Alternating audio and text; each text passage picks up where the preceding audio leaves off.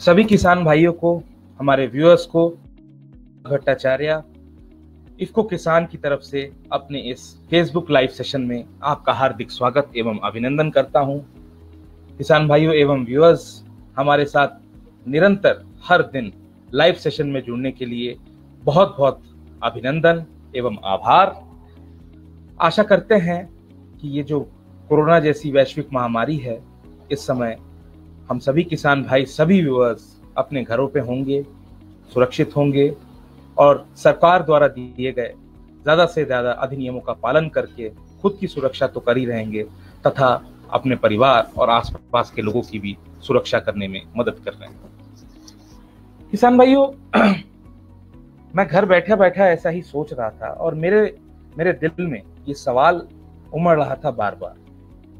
यदि आज हम अपने घरों पे बैठे हुए हैं, यदि आज हम अपना जिंदगी सुचारू रूप से चला पा रहे हैं, तो क्या ये किसकी देन है? किसकी वजह से आज हम सरलता से इस महामारी के समय भी अपने घरों में बैठ के अपने परिवार के साथ रोटी पानी कर रहे हैं तथा सुख से बैठे हुए हैं?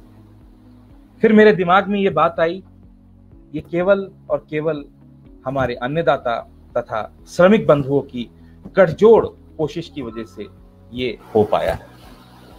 आज का हमारा जो लाइव सेगमेंट रहेगा, आज का जो हमारा लाइव सेशन है, कुछ इसी ज्वलंतशील मुद्दे जो आज पूरा विश्व, पूरा भारत इसी विषय पे बातचीत कर रहा है, उस पे हम आपसे जानकारी साझा करेंगे और उस विषय पे हम आपसे मुखातिब होंगे।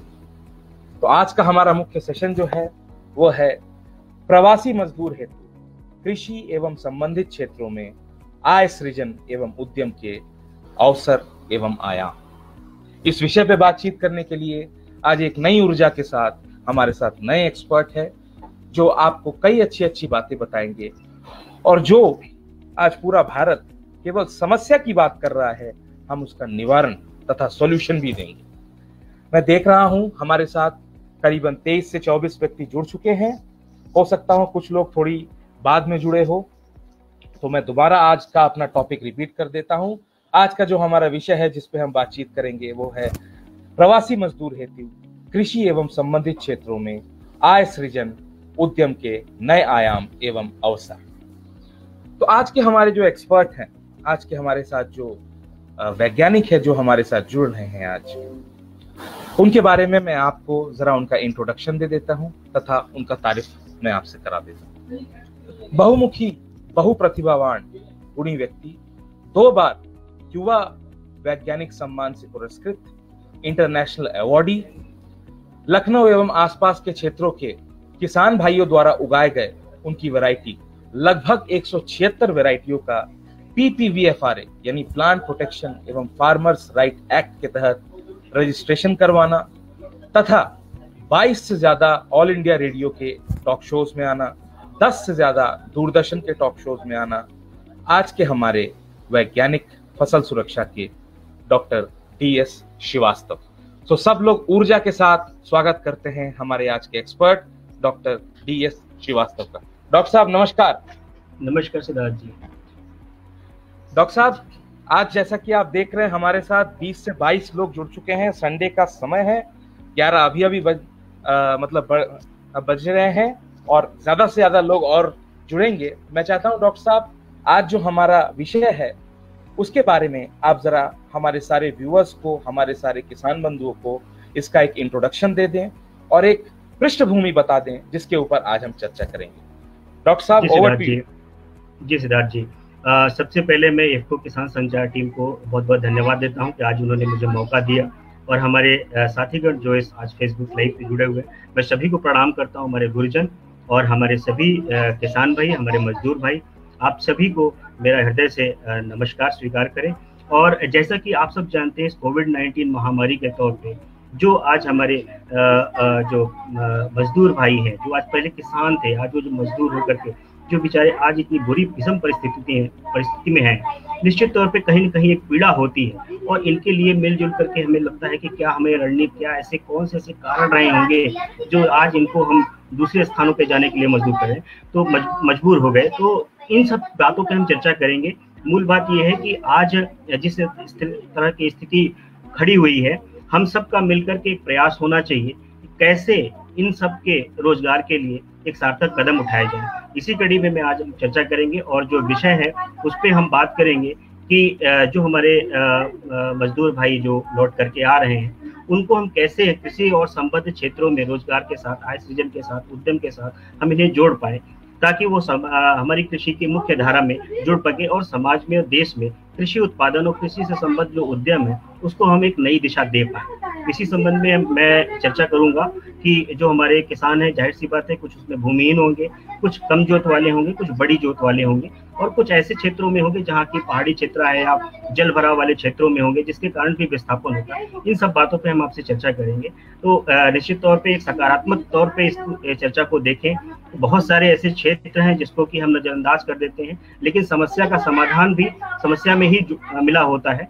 तो अगर हम इन चीजों पे चर्चा करेंगे और ध्यान देंगे तो निश्चित तौर पे कुछ एक निष्कर्ष पे निकल पाएंगे। जी सिद्धार्थ जी।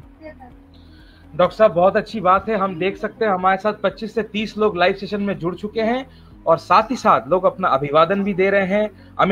अमित कुमार जी, आशीष जी, संदीप जी, सुभाष बोरा जी, प्रमोद टाडा जी, प्रभास रंजन जी, नीलेश जी, मनोज जी, शरद जी, सोनी जी, सब ने अपना अभिवादन दिया है। प्रीति राय जी, सबका बहुत बहुत धन्यवाद और आभार हमारे साथ जुड़ने के लिए। डॉक्टर साहब, आइए बढ़ते हम अपने आज पहले सेगमेंट की ओर। डॉक्टर साहब, थोड़ा सा नॉइज देख लीजिए आसपास, थोड़ा सा नॉइज आ रहा है ना? तो बढ़ते हैं हम अपने पहले सेगमेंट की ओर। आज पहले सेगमेंट की ओर बढ़ने से पहले मैं ये पूछना चाहता हूँ, आज का हमारा जो पहला मुख्य टॉपिक है उसके बारे में मैं चाहता हूँ कि आप जो है रूबरू कराएं। डॉक्टर साहब, ये जो कृषक हैं, जो ये किसान हैं, किसान लोगों को वास्तव में ऐसे क्या कारण आए जिनकी वजह से उनको आज श्रमिक बनने में मजबूर हुए, तथा आय सृजन एवं उद्यम के लिए क्या पहल होनी चाहिए, क्या योजनाएं होनी चाहिए, ताकि जो हमारे प्रवासी मजदूर भाई हैं उनको गांव एवं खेती में एक नया भविष्य दिखे। जी डॉक्टर साहब। जी सिद्धार्थ जी, साथियों, अगर हम देखें तो कोई भी आदमी अपने घर से, अपने परिवार से दूर नहीं जाना चाहता, लेकिन कुछ न कुछ ऐसे कारण होते हैं जो स्वाभाविक सी बात है कि रोजगार के लिए, जैसे कि कहीं कहीं किसी सेक्टर में, अगर हम सर्विस सेक्टर की बात करें तो उसमें मजबूरियां होती है कि किसी की जॉब लगी तो उसमें जा रहा है। लेकिन जो किसान भाई हैं, जो मजदूर बन रहे हैं, अगर इनकी स्थिति को हम देखें तो कुछ ऐसे हम कुछ पारिवारिक भी कारण हो सकते हैं, सामाजिक कारण होते हैं, कुछ नीतिगत भी कारण होते हैं कि इनको न्याय नहीं मिल पाता, और कुछ ऐसे होते हैं कि भाई अधिक आय अर्जन के लिए भी कभी कभी अपने परिवार, जैसे जैसे सीमाएं बढ़ने लगती हैं, परिवार का दायरा बढ़ने लगता है, जमीन की जो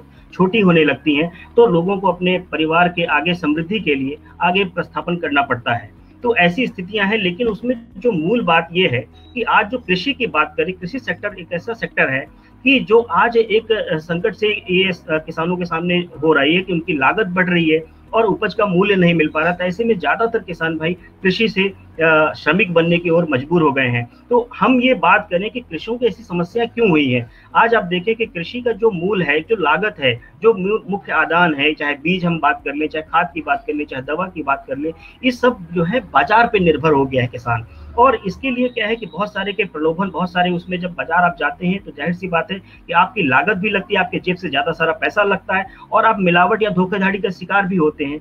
तो बहुत सारी चीजें आप देखते हैं कि बीजों में मिलावट हो जाती है, खाद में, दवाओं में हो जाती है, या आपको जब प्राइस बढ़ता है या डीजल का मान लीजिए है, तो जो किसी तक धीरे धीरे जो बदलाव हुआ, तो हम जब धीरे धीरे शिफ्ट कर गए, अपने परंपरागत बीजों को हमने समाप्त घर से जो रखते थे वो भी समाप्त हो गए, और हम धीरे धीरे डिपेंडेंसी एक पूरी तरह के मार्केट के ऊपर हो गई। यानी आज मार्केट अगर न हो तो शायद किसान खेती न कर पाए, लेकिन ऐसा नहीं है। कृषि के लिए ऐसी कुछ भी नहीं है। जितने भी आदान है वो किसान स्वयं अपना पैदा कर सकता है, चाहे बीज की बात करें, चाहे खाद की बात करें, चाहे दवा की बात करें, और स्वयं अगर वो लगे जाए तो उसमें अधिक श्रम की भी जरूरत नहीं है। और शायद जो किसान भाई अपने से खेती करते हैं वो बहुत अच्छी तरीके से खेती करते हैं, क्योंकि उनको एक एक पौधे, एक एक चीजों के बारे में बड़ा अच्छे से ध्यान करके करते हैं, तो उसमें नुकसान की संभावनाएं बहुत कम होती है। तो मूल बात यह है कि आज हम उसी बातों पे फिर से आ रहे हैं कि कैसे कृषि में आत्मनिर्भर बना जाए, अपनी खेती को अपने कंट्रोल में कैसे लिया जाए, ताकि हम ज्यादा से ज्यादा खरीदने के बजाय बेचने के लिए, जो आज किसान सारी कंपनियों से खरीद रहा है, आज किसान अपनी कंपनी बना करके एफपीओ जैसे संगठन बन रहे हैं, वैसे भी आज अब सामने आना पड़ेगा किसानों को संगठन मिल करके, क्योंकि जो हमने बचपन में कहानी पढ़ी थी कि एक लकड़ी को हमेशा कोई तोड़ देता है, लेकिन अगर लकड़ियां साथ में हो तो शायद कोई भी ताकत उसको तोड़ नहीं सकती है। आज किसानों को संगठित होने की जरूरत है और वो एफपीओ एक बहुत बड़ा अच्छा प्लेटफॉर्म है। तो जगह जगह पे गांव में लोग किसान एफपीओ बना रहे हैं मिल करके, और एक एफपीओ बहुत अच्छी तरीके से प्रगति कर रहे हैं। तो ये एक विकल्प, एक अच्छा समाधान भी हो सकता है कि अगर आप संगठित में करेंगे तो निश्चित तौर पे आप जो है सारी चीजें, आप चाहे बीज हो, चाहे खाद हो, चाहे दवा हो, और अन्य जो किसी से जुड़े और व्यवसाय हैं, जो फूड प्रोसेसिंग की बात करें, इससे आप बहुत सारे जो है लोगों के लिए जो है रोजगार, आप रोजगार स्वयं न पाने के लिए खड़े हो, आप रोजगार देने के लिए खड़े हो। तो ये ऐसे बहुत सारे चीजें हैं जिससे कि आप, अगर आप सोचे, थोड़ा ध्यान दें, तो निश्चित तौर पे एक सशक्त निर्माण में आप भागीदारी बन सकते हैं। जी सिद्धार्थ जी। डॉक्टर साहब, काफी सरलता से आपने बताया कि कई बातें, कई पॉइंट को आपने टच किया। हम अपने आगे के सेगमेंट में भी जुड़ेंगे। मैं देख रहा हूँ लोगों की संख्या लाइव में बढ़ती जा रही है। इसी बीच मिस्टर रवि शुक्ला जी ने अपना धन्यवाद ज्ञापन किया, मिस्टर विकास सिंह तोमर जी ने धन्यवाद ज्ञापन किया, आलोक मिश्रा जी ने धन्यवाद ज्ञापन किया है, और आज हमारा पहला सवाल भी आ चुका है डॉक्टर साहब। तो पहला सवाल है मिस्टर हरेन चौधरी भाई की तरफ से। हरेन चौधरी जी जानना चाहते हैं, मैं चाहता हूं संक्षिप्त रूप में आप बता दें, हम अपने अगले सेगमेंट के बढ़ने से पहले, कि हमारे जो प्रधानमंत्री जी हैं माननीय नरेंद्र मोदी जी ने जो 20 लाख करोड़ का बजट का पैकेज, जो ये स्टिमुलस पैकेज दिया है, उसमें किसानों और मजदूरों को क्या मिला है। हालांकि ये बहुत बड़ी एक विषय है, बट संक्षिप्त रूप में आप हमारे भाई को बता दें। जी जी जी जी जी जी चौधरी साहब, मैं आपको ये कहना चाहूंगा कि देखिए, सरकार ने जो अपना अनाउंसमेंट करना था उन्होंने किया है। अब हमारी, आपकी, सबकी मिलकर के की जिम्मेदारी बनती है कि हम लोग मिल करके अपने शासन प्रशासन या कृषि वैज्ञानिकों के साथ बैठ करके बात करें कि उसमें जो भी अलग अलग सेक्टर की बात करें, चाहे एमएसएमई सेक्टर की बात करें, उद्योग की बात करें, या हर्बल खेती की बात करें, या जैसे एपीकल्चर की बात आ रही है, तो इसमें हम अपने लिए क्या इसमें निकाल पाते हैं, क्या कर पाते हैं। तो अपने जनपद के कृषि विभाग के अधिकारियों के संपर्क में रहें और साथ ही साथ कृषि वैज्ञानिकों के संपर्क में रहें। तो निश्चित तौर पर जो है एक हम ऐसे समाधान के ऊपर आगे बढ़ेंगे जिससे कि हम मिल करके अगर प्रयास करेंगे तो बहुत सारी संभावनाएं हम उत्पन्न कर पाएंगे। जी सिद्धार्थ जी। तो आशा करते हैं हरेन जी आपको आपके सवाल का उचित जवाब मिल गया है। बढ़ते हैं हम हमारे दूसरे सेगमेंट की ओर, क्योंकि सवालों की फहरिस्त तो लंबी है डॉक्टर साहब, परंतु हमें कई बातें करनी अभी बाकी है। तो डॉक्टर साहब, मैं ये आपसे जानना चाहता हूँ, और हम अपने सारे आज व्यूअर्स को ये मतलब बताएं आप, कि सबके अंदर एक कला होती है, एक टैलेंट होता है, स्किल होता है। तो हमारे जितने भी प्रवासी मजदूर भाई हैं एवं जो कृषि भाई हैं, श्रमिक भाई हैं, उनके अंदर भी कुछ न कुछ अच्छी कला है, परंतु उस कला का उपयोग नहीं कर पाते हैं, उसको मतलब उसका संचय नहीं हो पाता है। तो किस तरह से अंदरूनी कला का संचय करें और उसको ढाल बना के रोजगार के रूप में आय सृजन करें, उसके बारे में बताइए। ओवर टू यू डॉक्टर साहब। जी सिद्धार्थ जी। साथियों, देखिए, हर आदमी के अंदर एक इनबॉर्न टैलेंट होता है, जो कहते हैं कि प्राकृतिक ईश्वर के दया उसके हर एक व्यक्ति के अंदर अलग अनूठी प्रतिभा होती है। हमें आपको पहचानना होगा। कुछ लोग ऐसे होंगे जो गायन के क्षेत्र में होंगे, कुछ कला के क्षेत्र में होंगे, कुछ नृत्य के क्षेत्र में होते, कुछ लोक गायन संगीत में होते हैं। कृषि में हम अगर बात करें तो बहुत सारे प्रसार के जो प्रसार विभाग हैं, इस तरह के नुक्कड़ नाटक है, आप देखिए, या जादू के माध्यम से जो हम जागरूकता फैलाते हैं, पोलियो जैसे बहुत सारी बीमारियों को हम लोगों ने भगाया। तो इस तरह से आप देखें तो कृषि से सेक्टर में मृदा स्वास्थ्य के लिए बहुत सारे जागरूकता अभियान चल रहे हैं। तो अगर अपने अंदर इसमें जो मजदूर भाई हमारे आए हैं, इसमें बहुत सारी प्रतिभाएं छुपी हुई होंगी। तो पहले अगर हम ये प्रयास करें, इनसे बात करके जो सर्वेक्षण करेंगे, और इसमें आप देखें अगर किसी के पास ऐसी प्रतिभा हो तो आप जिले के कृषि विभाग के अधिकारियों से मिल लें और उनके साथ जुड़ करके लोक गायन विभाग से संपर्क करके एक प्रचार प्रसार का अभियान का हिस्सा बन सकता है। रेडियो के माध्यम से, आकाशवाणी के दूरदर्शन के माध्यम से, बहुत सारे सोशल मीडिया के प्लेटफॉर्म पे भी आप करके बहुत सारे पैसा धन अर्जित कर सकते हैं अपनी कला के माध्यम से। इसमें किसी जमीन और किसी उसकी जरूरत नहीं है, आपके टैलेंट पे है, ये इनबॉर्न होता है। तो सबके अंदर छपा है, अपनी क्षमता को पहचाने, एक बात है। और निश्चित तौर पे मैं कहूंगा कि अगर आप अपनी छवि को जिस दिन आपने पहचान लिया, उस दिन आपके पैसे के लिए आपको कहीं किसी के लिए मुंह ताकना नहीं पड़ेगा। जी सिद्धार्थ जी।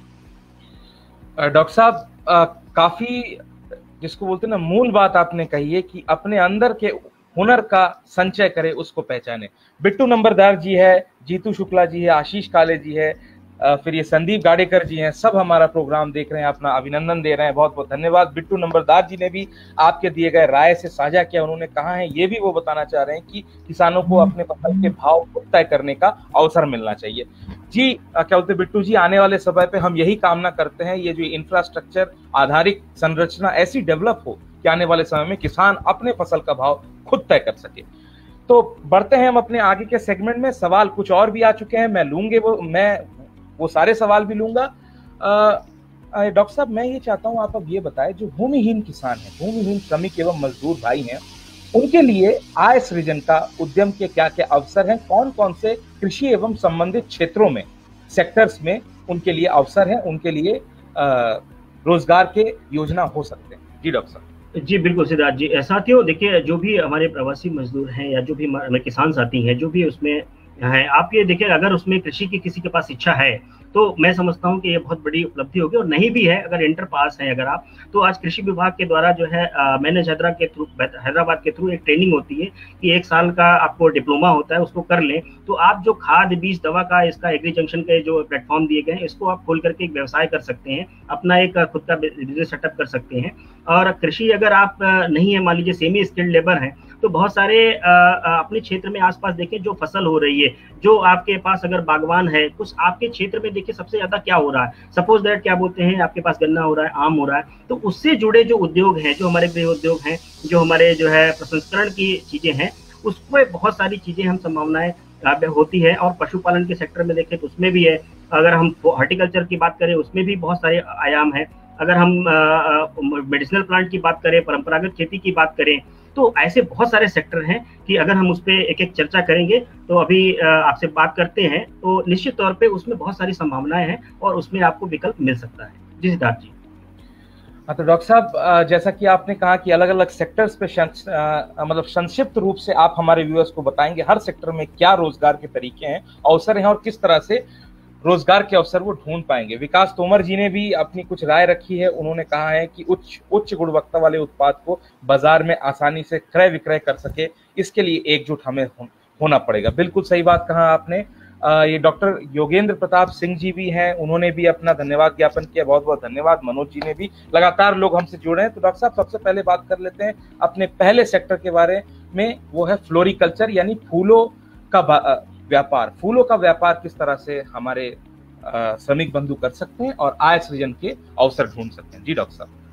जी सिद्धार्थ जी। साथियों, देखिए, अगर हम कोविड-19 के दौर में सबसे बुरे सेक्टर में अगर हम बात करें, जो कोई इस समय स्थिति है, तो वो फूलों के सेक्टर की बात करें। आज मंदिर के कपाट बंद हैं, मस्जिद के है, गुरुद्वारे, आप चर्च की बात कर लीजिए, सब जगहों पे फूलों के जो किसान हैं वो बुरी तरीके से प्रभावित हुए हैं। जो उनकी फसलें हैं वो कहीं की खड़ी हैं, किसी ने जोत दिया है, किसी ने खेत में जो है जला दिया है, तो ये नुकसान हुआ है। तो मैं निवेदन यही करना चाहूंगा कि कृपया ऐसा न करें। जब किसी विषम परिस्थिति में आती है तो दूसरी संभावनाएं भी साथ में जन्म देती हैं। आप उन फूलों को, अगर आप मंदिरों को देखिए, बहुत सारे अगर हमारे जो कपाट है पर दिन बहुत फूल चढ़ता है, या अभी आपके खेतों में है, तो गुलाब अगर आप करते हैं तो गुलाब को इकट्ठा करके सुखा लें, आप सुखा करके गुलकंद बना सकते हैं।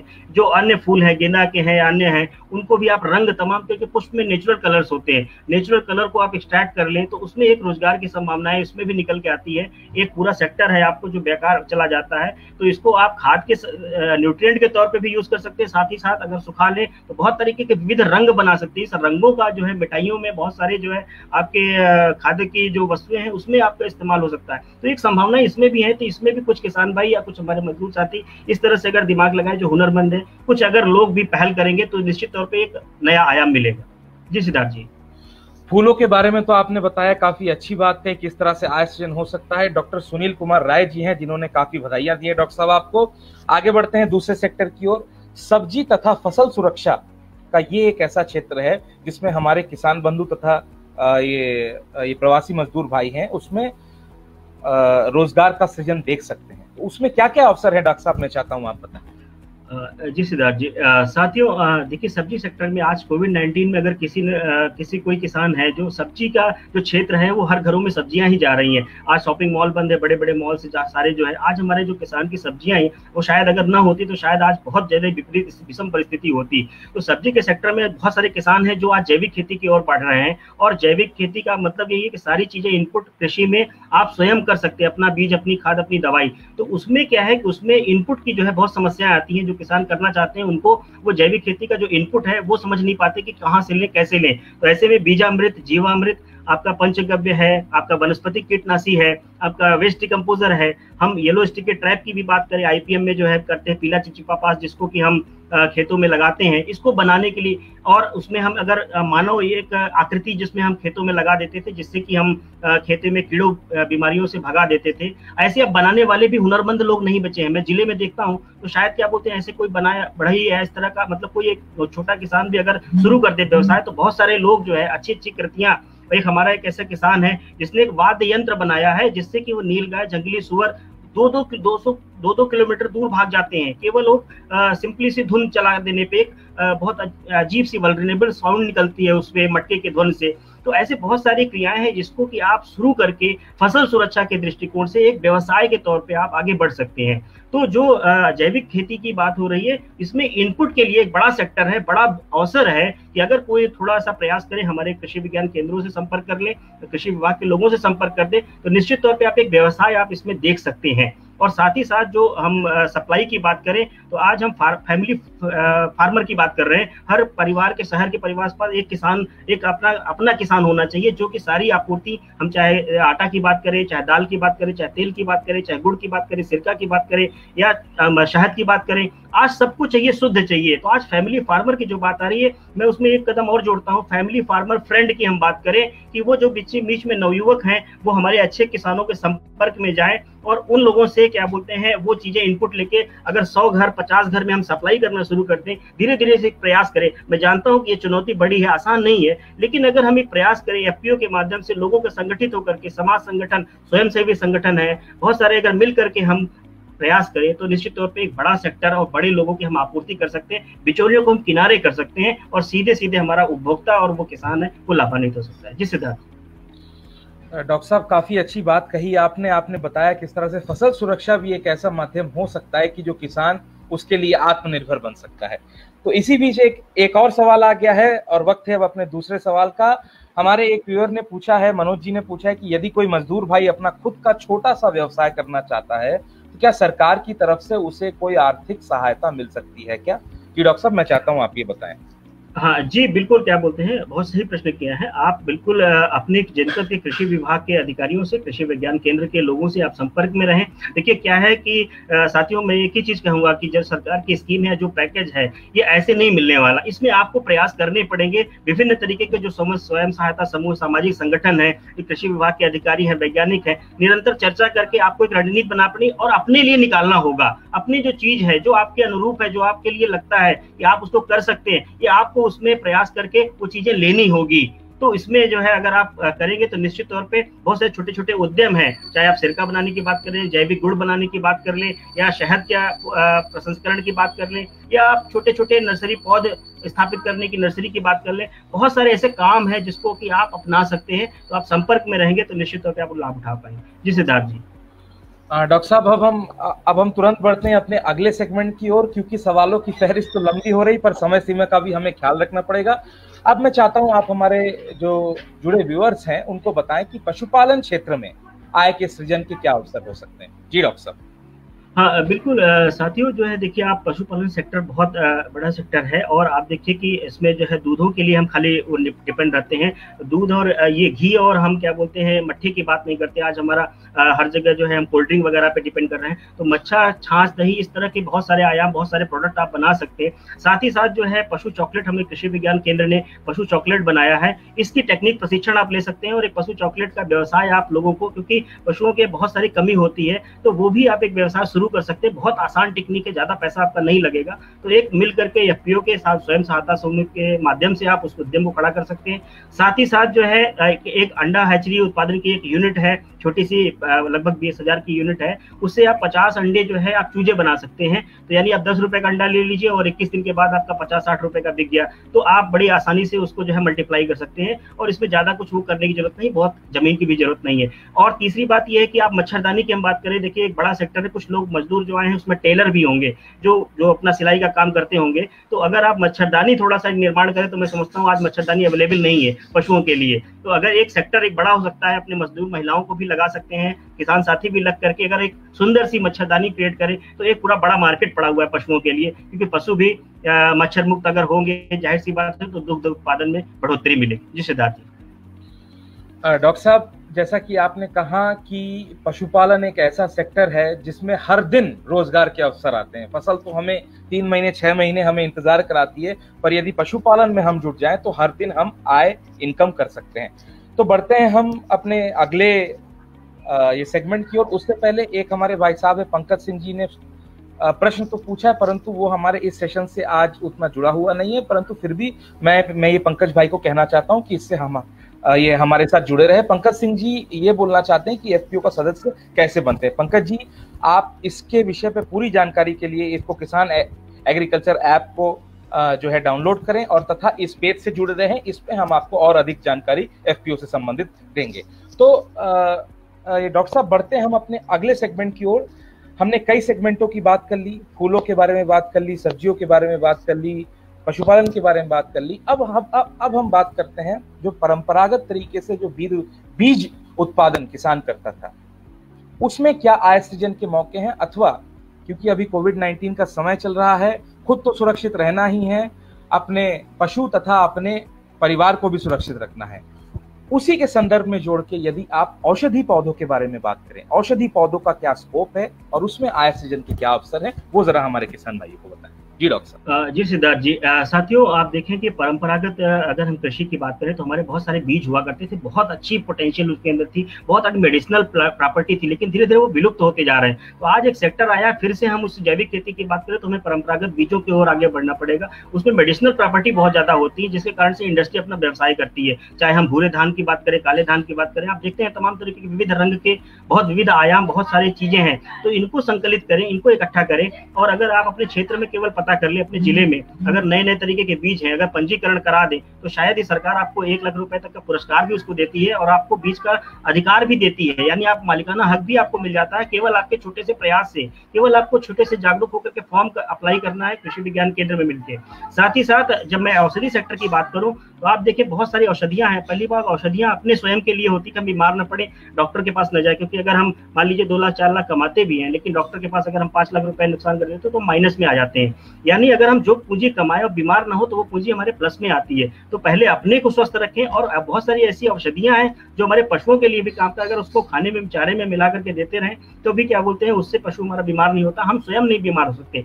और तो साथ ही साथ हर्बल गार्डन के लिए, हर्बल सेक्टर के लिए भी सरकार ने बात करी है। तो अब मेडिसिनल हर्बल गार्डन की बात आ रही है कि अगर हर एक ब्लॉक में स्थापित होंगे अब धीरे धीरे करके आगे चल करके, तो ऐसे कुछ बीज अगर आप इकट्ठा कर लें, उसकी नर्सरी तैयार करके प्लांटिंग मटेरियल ही करें, तो शायद उसमें आपको बहुत अच्छा पैसा मिल सकता है केवल बीजों के संकलन से।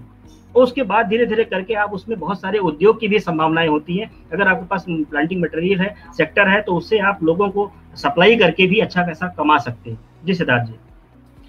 क्या बात है डॉक्टर साहब। इसी बीच मिस्टर पंकज पटेल, शिशिर सिंह जी, आशीष काले, सचिन प्रताप तोमर जी ने भी अपना अभिनंदन प्राप्त किया है। बहुत बहुत धन्यवाद हमसे जुड़ने के लिए। शिशिर सिंह जी ने भी कहा है कि जो जानकारी आज आप साझा कर रहे हैं वो निश्चित तौर पे हमारे प्रवासी मजदूर भाइयों के लिए एक बहुत ही सफल कारगर जानकारी सिद्ध होगी। जल्दी बढ़ते हैं हमारे दूसरे सेगमेंट की ओर, क्योंकि हमारे पास कुछ ये समय की भी सीमा है। डॉक्टर साहब, मैं चाहता हूँ अब आप जो है जल्दी इनको ये बताएं कि जो अपना खाद्य प्रसंस्करण, फूड प्रोसेसिंग तथा गृह उद्योग, कुटीर उद्योग में आय के सृजन के क्या आयाम है, क्या अवसर है? जी डॉक्टर साहब। जी सिद्धार्थ जी, साथियों अगर हम आप देखें कि आसपास जिस जिले में आप बिलोंग करते हैं, मान लीजिए सपोज दैट क्या बोलते हैं, हम क्षेत्र में बात करते हैं, गन्ना हमारी प्रमुख फसल है, तो गन्ने के साथ उत्पादन आप नहीं कर सकते। कम जमीन वाले की बात हम कर रहे हैं, जिनके पास बिल्कुल जमीन नहीं है, तो आप देखें कि जो सेक्टर में जो ज्यादा चीज फसलें हो रही हैं, उससे बाई प्रोडक्ट जो उत्पाद बन रहे हैं, उस उत्पादों की ओर ध्यान दें। अगर हम मान लीजिए गन्ने का उदाहरण देते हैं, तो गन्ने से सिरका बनता है। अब गन्ने के सिरका की मैं आपको एक स्टोरी बताऊं कि हमारे एक किसान है जो हम लोगों ने पंजाब एग्रीकल्चर यूनिवर्सिटी लुधियाना से उनको टाई अप कराया। आज वो गन्ने का सिरका एक किसान एक दिन में मतलब एक महीने में 6,000 लीटर सिरका बना रहा है, यानी उसकी लागत उसकी 10 रुपया प्रति लीटर आ रही है। बाजार में हम देखें तो 60 से 70 रुपए में बाजार में सिरका बिक रहा है, और वो भी सिंथेटिक सिरका बिक रहा है। लेकिन नेचुरल सिरके की बात करें, उत्पादन करें, तो आपको अगर हम एवरेज पैकेजिंग ब्रांडिंग हटा करके भी हम बात करें तो 20 रुपए भी हम अगर लेते हैं तो 1,20,000 रुपए प्रति माह आप कमा सकते हैं उसमें, उस सेक्टर को लेके। हम इसी गुड़ की बात करें, जैविक गुड़ आजकल हर आदमी को चाहिए, हर परिवार, चीनी से लोग आ गए हैं, चीनी में डायबिटीज वगैरह बीमारी हुई, लोग जागरूक हो रहे हैं। तो आप जैविक गुड़ में तमाम तरीके के, उसमें सोंठ है, अजवाइन, तमाम तरीके के जैसे जो मेडिसिनल प्रॉपर्टी है डाल करके वैल्यू एडेड गुड़ बना सकते हैं। तो 40 रुपए का गुड़ है वो आप 200 रुपए 250 रुपए में आप बेच सकते हैं। तो ये जो अपना एक मार्केट है, इसको एफपीओ के साथ, महिलाओं के साथ मिलकर के कर सकते हैं। अगर हम शहद की भी बात करें, शहद में बहुत सारे हैं, पेयजल में जो ड्रिंक है, सॉफ्ट ड्रिंक है, उसमें भी शहद मिला करके आप वैल्यू एडेड क्या बोलते हैं प्रोडक्ट बना सकते हैं। एफपीओ मिल करके किसान संगठन समूह लेकर के आगे बढ़ सकते हैं। अगर हम दूसरे सेक्टर की बात करें, जैसे कि हम दूसरे क्षेत्रों की बात करें, अगर हम जहां आम ज्यादा हो रहा है तो आम पे आप आम देखिए, आम का पना है, अमावट है, तमाम तरीके के। अगर अमरूद की बात करें, अगर आप क्षेत्र में अमरूद हो रहा है तो अमरूद की कैंडी है, अमरूद के तमाम तरीके के जो है फ्रूट के जो प्रोडक्ट्स हैं, उसमें आप ड्रिंक्स हैं, सॉफ्ट ड्रिंक, उसमें आप आगे बढ़ सकते हैं। हालांकि इसमें जो है चुनौतियां हैं, ऐसा नहीं होगा, लेकिन आप मिल करके जो ऐसे उद्यम है, कुछ गृह उद्योग है, पापड़ उद्योग है, तमाम तरीके के जो है घर में बड़ी है, दाल बड़ी है। आज मल्टीग्रेन आटा हर आदमी को चाहिए, तो आप गाँव में अगर अच्छे तरीके से मोटे अनाज है, सबको आवश्यकता है। आज सावा, कोदो, मड़ुआ, रागी खत्म हो गया, किसी के पास नहीं है। किन्नोवा किसी के पास नहीं है, सहजन किसी के पास नहीं है। इन पत्तियों को अगर इकट्ठा करें, इनको मिला के मल्टीग्रेन आटा आप तैयार करें, तो एक ब्रांडिंग करके एक बड़ा मार्केट आपके पास खड़ा हुआ है। हर एक शहर में, हर एक जगह आप सप्लाई करेंगे, तो मैं कहूंगा कि ये लोकल क्षेत्र का लोग प्रेफर करेंगे, क्योंकि ये शुद्ध होगी। इसकी मॉनिटरिंग भी कोई जो भी लेने वाला है उसको पता है कि हम शुद्ध ले रहे हैं, आपके ऊपर ज्यादा विश्वास करेगा रादर दिन की कंपनियों का 6 महीने पैक का या 10 महीने से जो पैक है। तो ताजे मार्केट का जो मार्केट है, इससे भी जुड़ करके आप बहुत सारे आयाम क्रियाकलाप कर सकते हैं। एक विश्वास पैदा करना होगा हमारे आपके बीच में, और निश्चित तौर पर जैसे किसान भाई हमारे ऊपर विश्वास करते हैं, हम भी किसान भाइयों के ऊपर विश्वास करते हैं। तो एक फैमिली फार्मर का जो कॉन्सेप्ट है वो अब उसको हम आगे मुख्य धारा में लाना पड़ेगा, ताकि हमारे किसान साथी भी, मजदूर साथी भी जो हमारे लिए मददगार हैं, उनको प्राथमिकता देनी है, न कि बाहर बड़ी बड़ी हमारे कंपनियों को। जी सिद्धार्थ जी। डॉक्टर साहब, आपने बहुत ही मुख्य बात कही है। मैं चाहता हूं हमारे सारे व्यूअर्स इसको गांठ बांध लें कि फैमिली फार्मर्स फ्रेंड तथा खुद की तरफ जो निर्भरता है, जो हमारे ये माननीय प्रधानमंत्री जी का भी सपना है आत्मनिर्भर बनने का, उसी की ओर हम ये कदम ले रहे हैं। जो क्योंकि हमारे डॉक्टर साहब, हम अपने सारे व्यूअर्स को बताना चाहते हैं, जानकार के जिसको बोलते हैं ना जखीरा है, बहुत सी जानकारियां रख रखी हैं डॉक्टर साहब ने, और समय कम पड़ रहा है, तो आगे बढ़ते हैं। आगे बढ़ने से पहले पंकज पटेल जो मेहता जी हैं, वो एक सवाल लगातार पूछ रहे हैं। हालांकि ये हमारे जो आज के विषय से नहीं है, परंतु पंकज भाई, यदि आपको इफ्को का खाद्य केंद्र लेना है तो उसके लिए हमारे जो आपका जिला है, जो आपका राज्य है, उसके नजदीकी सहकारी केंद्र में आप संपर्क करें। और यदि उससे भी आपको कोई फायदा ना मिले तो हमारे इफ्को किसान मोबाइल एग्रीकल्चर ऐप को डाउनलोड करें तथा हमारे इस पेज में से जुड़े रहें कि हम आपको और अधिक जानकारी दे पाए। तो जल्दी डॉक्टर साहब जी, अभी तो आपने भूमिहीन किसानों की बात की, भूमिहीन हमारे जो ये जितने प्रवासी मजदूर भाई हैं उनके विषय में बात की। अब मैं चाहता हूं आप बड़े ही संक्षिप्त रूप में जल्दी हमारे व्यूअर्स को, जो कम भूमि वाले, अधिक भूमि वाले तथा किसान जो जल भराव ये क्षेत्रों में है, उनके लिए आय सृजन के उद्यम के क्या अवसर हैं। जी डॉक्टर साहब।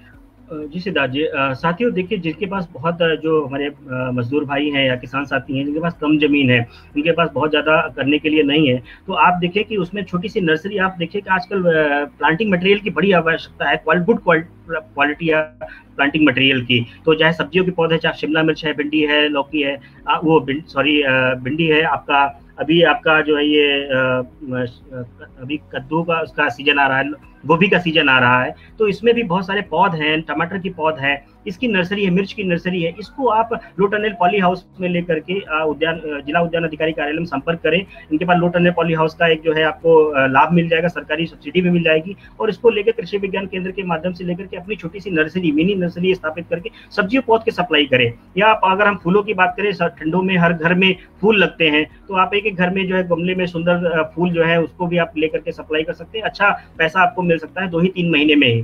दूसरी बात करें अगर हम, तो मशरूम सेक्टर एक बहुत अच्छा सेक्टर है किसान साथियों के लिए। अभी आपको इस समय भूसा राइट टाइम है, भूसा आप इकट्ठा कर ले, बांस इकट्ठा कर ले, और आप मशरूम सेक्टर को कहीं भी छत पे, अपने कमरे में, कहीं घर के पिछवाड़े, इसको अगर आप करेंगे तो आपको ज्यादा कम जमीन में कम समय में ज्यादा लाभ हो सकता है। तो बहुत सारे ऐसे उद्यम भी हैं, मैं सारी चीजों को जिक्र तो नहीं कर पाऊंगा, लेकिन मैं ये कहूंगा कि आपको केवल प्रयास करनी है, अपने केंद्र में, कृषि विज्ञान केंद्र में संपर्क करिए, और तो निश्चित है आपको उसके लिए सही टेक्निक, आपके अनुरूप जो टेक्निक वही है जो आपके जो आवश्यक, जो आपकी रिसोर्सेज, आपके पास संसाधन आपके पास उपलब्ध है, उसके अनुरूप करें, अपनी पूंजी के अनुसार। आप अपनी व्यक्तिगत सोचें कि आपके पास सामर्थ्य कितना है, तो संसाधन कितने हैं, उसको मिला करके और उस टेक्नोलॉजी में कितना आप कर पाएंगे, तो निश्चित तौर पे आप एक अच्छा विकल्प ढूंढ पाएंगे। जो अधिक भूमि है उनके लिए मैं कहूंगा कि आज बीज सेक्टर बहुत बड़ा सेक्टर है, और बीजों में आप देखेंगे तो हमारे जिले की भी, हम किसी भी जिले की बात करें तो लगभग 70-80% हमारा प्राइवेट कंपनी सप्लायर है। जो आज किसान बीज संगठन के लिए क्यों नहीं आगे बढ़ रहे हैं, क्यों हमारे एफपीओज हैं इस तरह के बीज उत्पादन में नहीं बढ़ रहे हैं। आज हम बाहर की कंपनियों के सीड ले रहे हैं, उसमें भी कहीं तरीके बीच में मिलावटखोरी होती है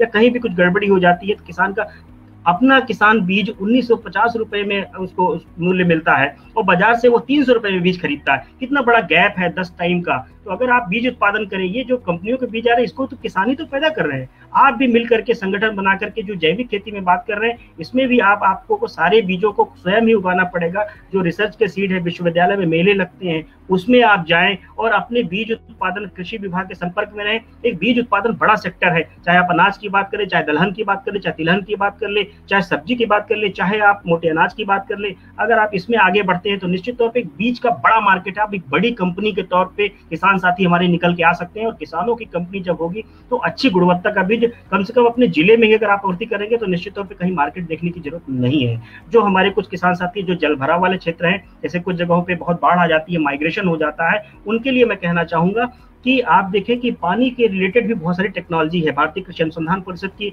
अगर आप वेबसाइट पे आप जाएंगे तो जल के जो केंद्र हैं उन्होंने बहुत सारी जो है, हम बात करें चाहे सिंघाड़ा की बात कर ले, चाहे मखाना की बात कर ले, और अगर हम देखें कि अगर आप देखें त्योहार जनित जो है, जो टेक्नोलॉजी होती है, जो उद्योग होते हैं, कि अगर हम देखें दूरगामी में अभी 5-6 महीने के बाद हम दीपावली आएगी, उसमें आप देखिए कि जो है लक्ष्मी जी की पूजा करने के लिए कमल का लोग जो है 90 रुपए 100 रुपए में मिलते हैं। तो आज की डेट में अगर आप कोई तालाब छोड़ करके अगर आप कमल के पौधे लगा देते, फूल निकलता है, अगर आप 1000 भी पौधे करते हैं, 90,000 से 1 लाख रुपए अगर आपको मिलते हैं, तो एक हैंडसम अमाउंट आपको मिल जाता है। कहने का मतलब एक छोटा सा प्रयास करना, एक निगाह तीर मारना है, आपको प्रयास करने, आपको सारी चीजें विकल्प वही मिल सकता है। आप परेशान ना हो, अपने क्षेत्र आधारित टेक्नोलॉजी को ही देखें कि आप किस साधन में रह रहे हैं, किस आपके क्षेत्र में क्या ज्यादा प्रचुर मात्रा में, वो सबसे बड़ा रोजगार आपको दे सकता है, और उसके मार्गदर्शन के लिए आप कृषि विज्ञान केंद्रों से संपर्क कर सकते हैं। जी सिद्धार्थ जी।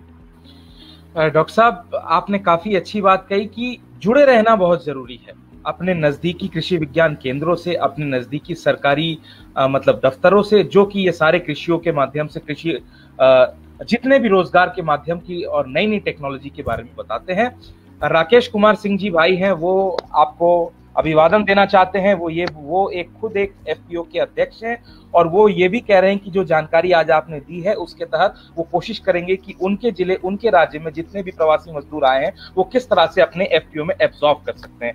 डॉक्टर राकेश ने अपना अभिवादन भी दिया है, बहुत बहुत धन्यवाद। इवन ये संदीप गाडेकर जी हैं, वो ये बोल रहे हैं कि बैम्बू पॉली हाउस से लाभ बढ़ सकता है क्या, बैम्बू का अगर पॉली हाउस बनाया जाए। तो मैं चाहता हूं थोड़ा सा इस विषय पे, क्योंकि ये नई बात है जो हमारे एक स्पीकर ने पूछी है, तो इसके विषय पे आप थोड़ा सा बता दें डॉक्टर साहब।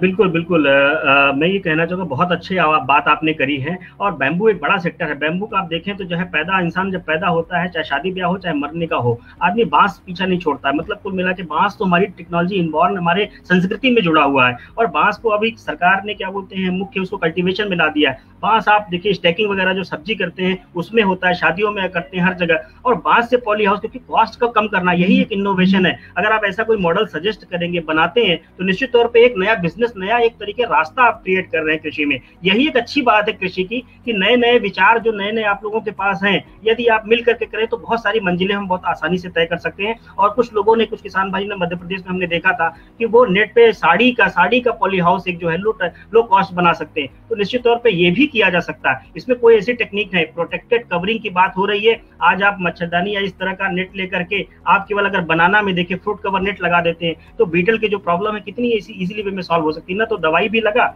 और आपको शुद्ध क्या बोलते हैं बढ़िया एक बिना जहर का मतलब एक तरह से केला मिला।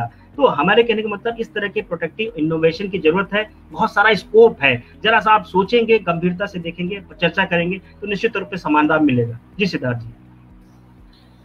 डॉक्टर साहब, मैं देख रहा हूं अभी 30 से 40 से ज्यादा लोग हमारे साथ लाइव आ चुके हैं।